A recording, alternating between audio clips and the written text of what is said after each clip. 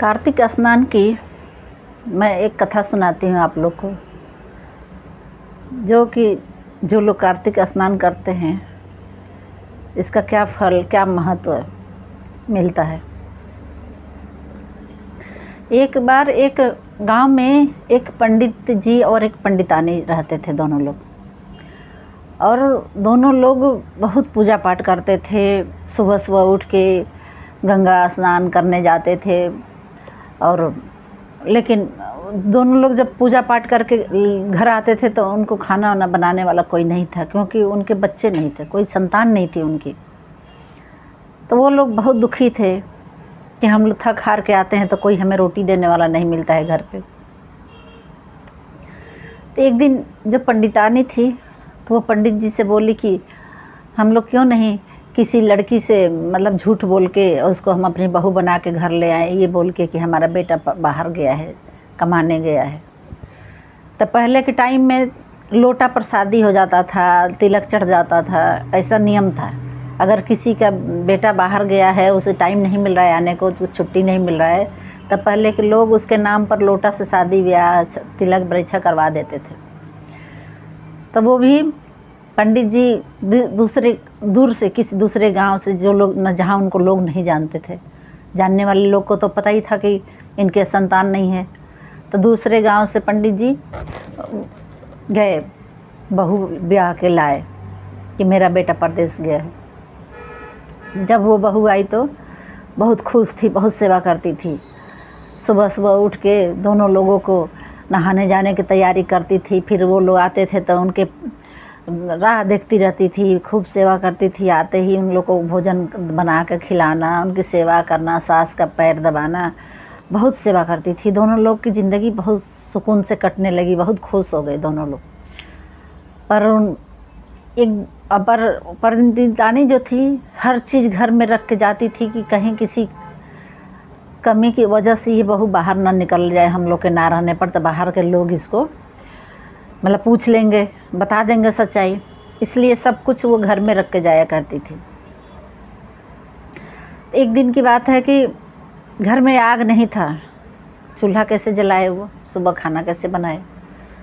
तब वो घर से बाहर निकली दूसरे किसी पड़ोसी के घर से आग लेने के लिए। पहले गांव में लोग आग लेने एक दूसरे के घर जाया करते थे, माचिस और लाइटर का ज़माना नहीं था, तब आग लेने एक दूसरे के घर जाया करते थे लोग। तो वो गई किसी के घर आग लेने के लिए, तो कोई पूछ दिया उससे कि तुम कौन हो, तुम्हें तो पहली बार देख रहे हैं। तो कह रही कि यही पंडित जी के बहू हूँ मैं। अच्छा, पंडित जी के बेटा तो है ही नहीं, तुम बहू कहाँ से आ गई। अब तो उसका दिमाग ख़राब है। अब उस दिन वो खाना भी नहीं बनाई, बहुत दुखी हुई बेचारी, रोई गाई और आके सो गई। अब पंडित जी पंडितानी आए तो उन लोग का दरवाजे पर जाती थी, रोज़ पहले जाती थी उन लोग का दरवाजे पर ही उनका पैर छूती थी, उनको घर ले आती थी अंदर। आज वो दिखी नहीं तो पंडितानी जी को तो शक हो गया कि ज़रूर कोई बात हो गई।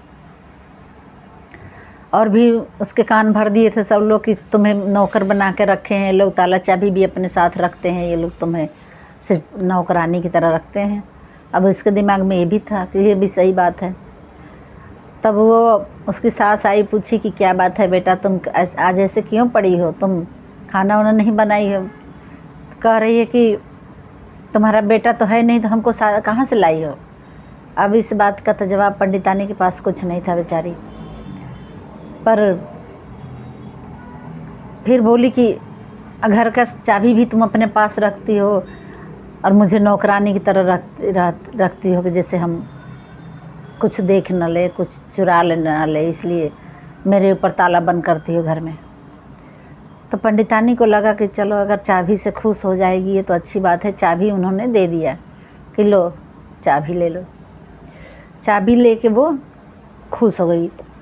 अब खुश हो गई, फिर उठ के खाना वाना बना के उन लोग को खिलाई। दूसरा दिन जब वो लोग नहाने चले गए गंगा जी, तब वो सुबह सुबह उठी। आज उस दिन हर कमरे को खोल खोल देखने लगी। बहुत बड़ा घर था, किसी कमरे में मतलब धन दौलत, सोना चांदी, अनाज सब कुछ भरा है हर कमरे में। एक लास्ट वाला कमरा जब खोलने गई वो, तो उस कमरे में गंगा जी बह रही थी। उस कमरे में से गंगा जी बह रही हैं, उसमें पीपल का पेड़ लगाए हैं, वहाँ तुलसी लगी हैं, और वहीं एक सुंदर युवक बैठ के रामायण पढ़ रहा है पीपल के पेड़ के पास गंगा के किनारे उस कमरे में।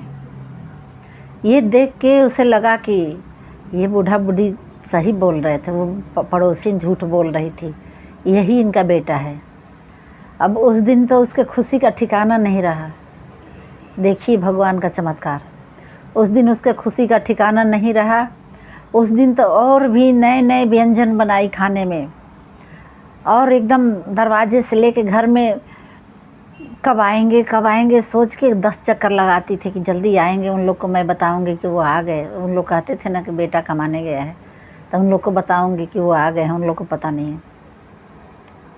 तब उस दिन जब आए बूढ़ा बूढ़ी, जब खाना बैठी परोसी थाली में, तब 4 थाली में भोजन परोसी उस दिन।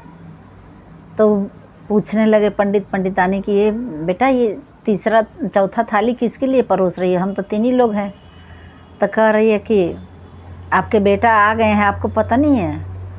वो दोनों हक्के बक्के हो गए कि हमारा कौन सा बेटा, बोले तो कुछ नहीं। तब जाके दरवाज़ा खोल के कह रही है कि चलिए भोजन करिए। और वो लड़का आया उन लोग के साथ भोजन करके, उनको माता पिता कह के उनके चरण स्पर्श किया और बोला कि मैं ही तो आप लोगों का बेटा हूँ। ये भगवान का चमत्कार है। कार्तिक स्नान का फल मिला उन बूढ़ा बूढ़ी को, उनके सब्र का फल मिला। उन्होंने निस्वार्थ भाव से भगवान की पूजा की। कार्तिक स्नान का इतना महत्व होता है कि उनके बेटा नहीं था, फिर भी भगवान उनके घर बेटा बन के आए, उनके घर बेटा बन के रहने लगे।